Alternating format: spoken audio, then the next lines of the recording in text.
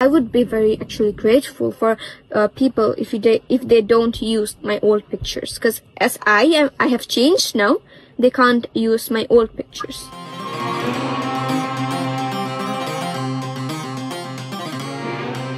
TV পর্দা থেকে শুরু করে সিনেমার পর্দাতেও কাজ করেছেন প্রয়াত অভিনেতা আব্দুল কাদেরের নাতনি সিমরিন লুবাবা। তবে সেসব ছেড়ে এখন ইসলামিক ফ্যাশন ইনফ্লুয়েন্সার হিসেবে কাজ করছেন তিনি। তাছাড়া ফুড ব্লগিং, ট্যুর ব্লগিং করছেন নিয়মিত। অনেকদিন ধরেই নানা আলোচিত কাণ্ডের সংবাদের শিরোনাম ছিলেন লুবাবা। নেটিজেনদের কাছে পরিণত হন হাসির খোরাকে।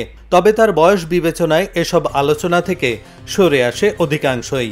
এছাড়াও ইসলামিক চালচলনের মাঝে থাকায় নেটিজেনদের কাছে প্রিয়মুখ হয়ে উঠেছেন তিনি।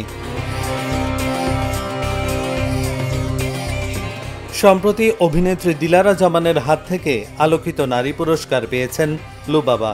এ সময় উপস্থিত ছিলেন চিত্রনায়িকা শবনম বুবলি সহ শোবিজ অঙ্গনের অনেকেই। পুরস্কার গ্রহণের সময় লুবাবা বলেন, এখন তার বেশি ভালো লাগে মানুষকে ইসলামের ব্যাপারে কথা বলতে। তিনি নিজেও শিখছেন বলে জানান। I used to strive to get the path of Islam. You don't know how much hard it was for me to get close to my Rabb. It was very hard.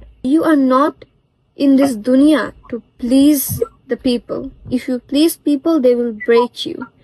You're here to please your Rabb. You are here for the ibadah of your Rabb.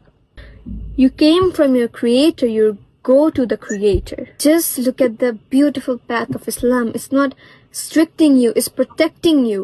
Some people think, oh, Islam is so strict, I don't want to do it.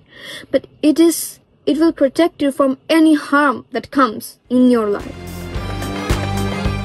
পুরস্কার গ্রহণের ভিডিওটির ক্যাপশনে লুবাবা লেখেন, অভিনেত্রী দিলারা জামানের হাত থেকে আলোকিত নারী পুরস্কার পেলাম। সবাই আমার জন্য দোয়া করবেন। আপনাদের ভালোবাসায় আমি এখানে। এহসানুল হক, ঢাকা জার্নাল।